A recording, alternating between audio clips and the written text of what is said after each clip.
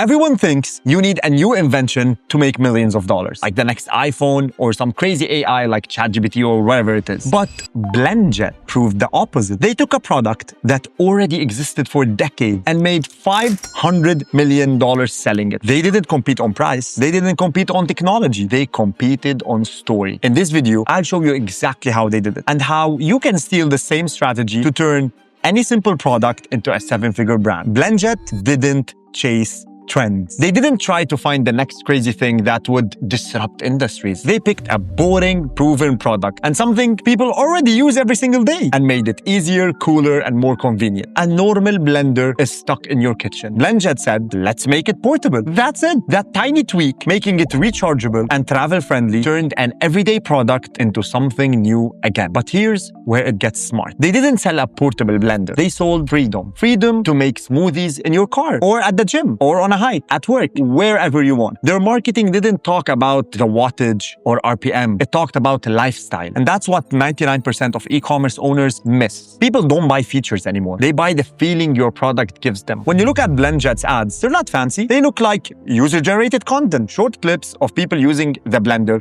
in real life. They didn't rely on celebrity influencers. They went wide. Thousands of small creators filming in their cars, on the beaches, in their offices, and every video looked different. That's why it worked. It didn't feel like advertising. It felt like word of mouth. Then they did something even smarter. They made the blender visual instead of one boring version. They dropped it in 30 colors. Lavender, mint, pink, black, even collabs. People started collecting them, not just buying one. That single decision increased repeat purchase rates and turned customers into fans. And once they had attention, they built a system behind it. Upsells, accessories, recipes, bundles. So now that we broke down exactly what BlendJet did, let's set an action plan for you to do the same. Step 1. Go on Alibaba right now. You'll find over 220 million products, things people already buy and use every single day. Your job is to find something people already want, add your own logo and branding, and present it better. Step 2. Visuals and content creation. Use user-generated content, creative branding, new colors, and reach out to micro-influencers or content creators to push out your product as being part of their daily life. Step 3. Repositioning your product. Finding new angles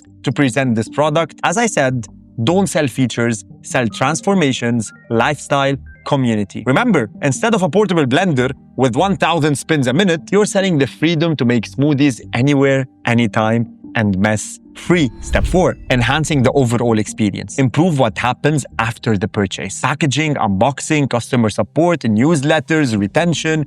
Make your customers feel like they belong to something. These 4 steps are the only thing you need to take a simple product you see anywhere and turn it into an online empire. If you'd like some more examples to make it even clearer, Dr. Squatch did the same thing with regular soap. And today, $100 million brand. Or Dollar Shave Club, they were selling regular razors, billion-dollar company. The simplest products, the ones that most people ignore because they're not trendy or new. That could be your next million-dollar product. Now, guys, if this opened your eyes a bit, hit the subscribe button. I post videos like this every single week, breaking down practical e-commerce strategies and showing you how to build a real brand that lives with you for years to come. And let me know in the comments, what brand would you like me to break down next? I'll see you on the next one.